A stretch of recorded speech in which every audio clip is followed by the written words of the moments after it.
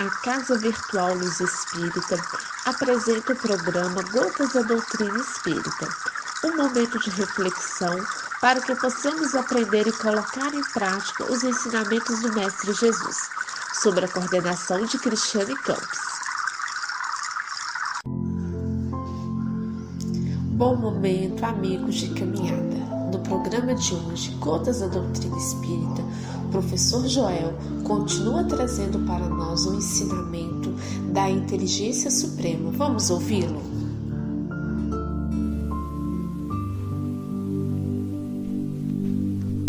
Começamos no dia de hoje, formulando o seguinte questionamento.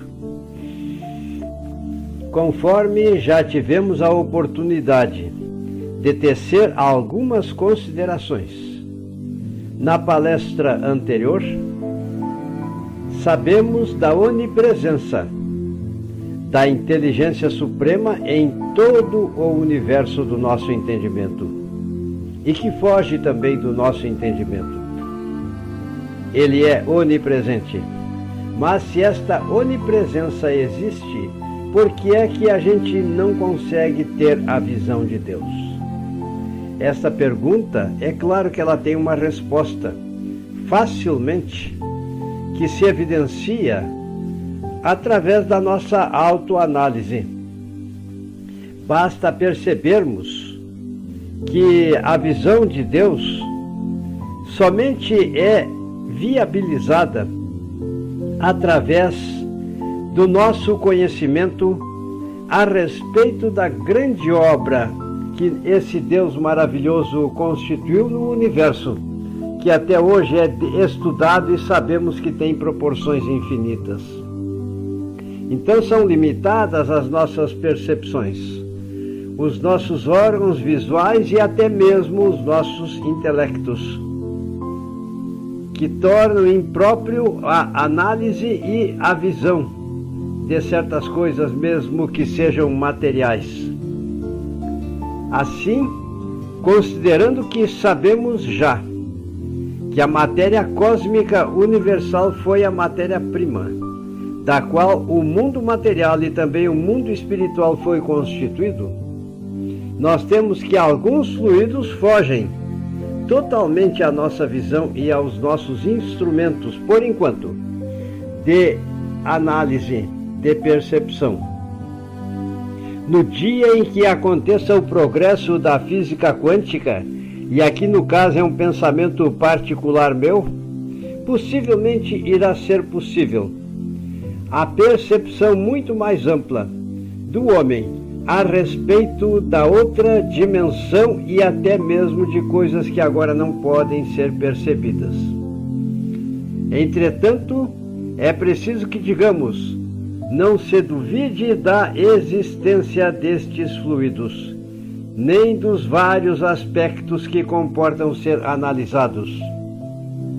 Nós conhecemos, por exemplo, a doença que aconteceu no passado, chamada peste bubônica, e que hoje se tem conhecimento que, em homenagem ao francês bacteriologista Alexandre Yersin, que nasceu em 1863 e viveu até 1943, é uma peste transmitida ao homem e que foi o flagelo da humanidade pela pulga do rato.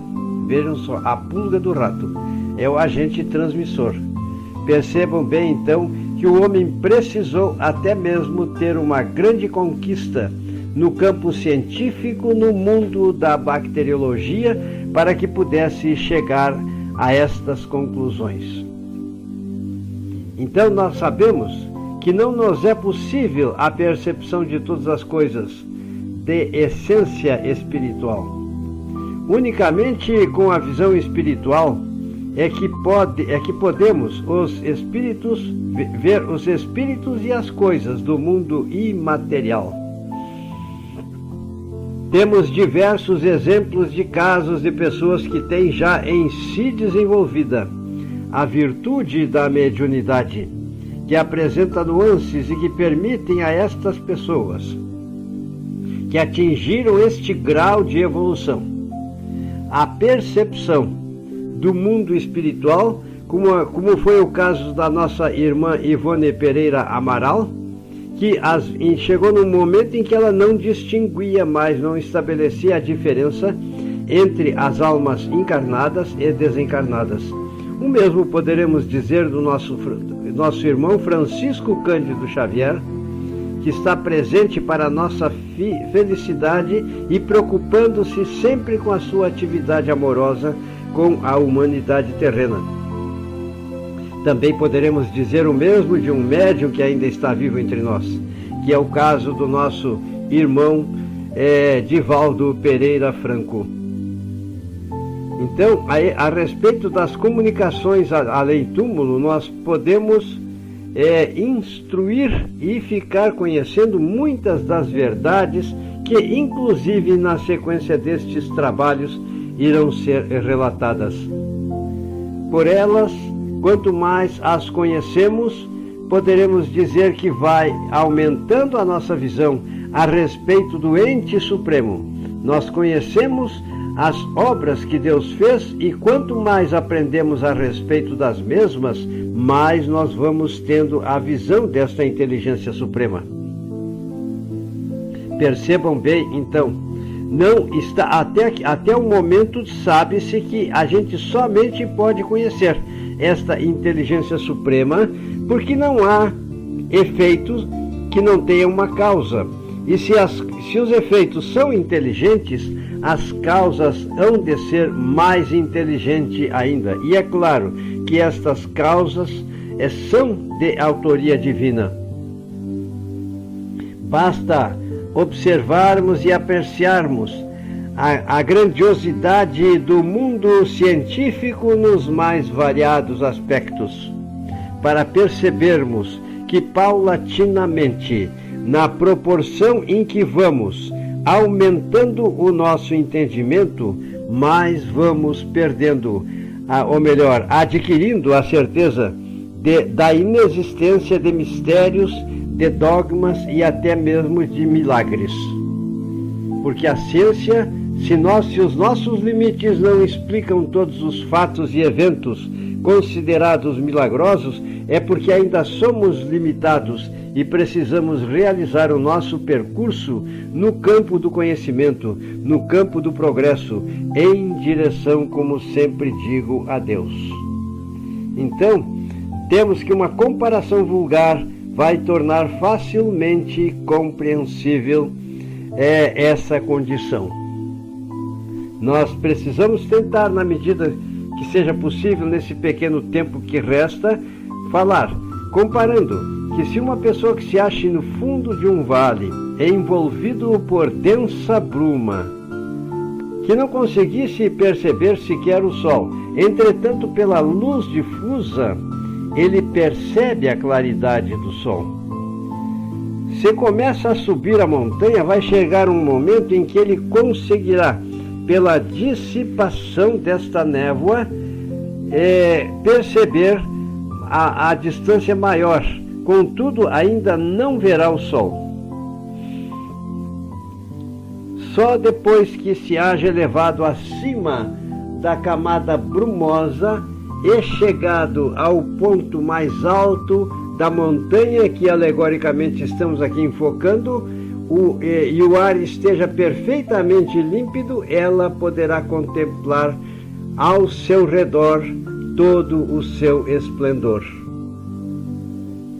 O mesmo posso dizer se dá com as almas, o envoltório perispirítico ou corpo espiritual, e também os outros aspectos evolutivos que precisam existir no espírito e que configuram o conjunto de conhecimentos, é que vai tornar, quando dissipada essas nossas limitações, vai dissipar o invisível e impalpável. É com relação a ela verdadeira matéria ainda grosseira demais para que certas percepções possam acontecer. Esse invólucro, porém, se espiritualiza na medida em que vamos nos elevando em conhecimentos e principalmente em moralidade. As imperfeições da nossa alma são quais camadas nevoentas que lhe obscurecem a vida, a visão, quero dizer, e também a vida. Cada imperfeição de que ela se desfaz é uma mácula a menos. Todavia, se depois de haver depurado completamente, aí sim irá gozar da plenitude das suas faculdades. Embasados neste fato, meus irmãos, percebam a longa existência que temos que percorrer ainda em nossa trajetória, desde as nossas origens, em direção a Deus. E na proporção que formos conhecendo as verdades todas que configuram esta obra divina, é que iremos ter o grau de evolução necessário para percebermos este ente supremo, bem como está descrito no Salmo número 23, texto bíblico, em que a entidade espiritual, após tenha percorrido a sua trajetória existencial até o limite mais alto, então sim ele poderá coexistir com a inteligência suprema, a causa primária de todas as coisas, que é o nosso amado Pai Celestial, que é o nosso Deus.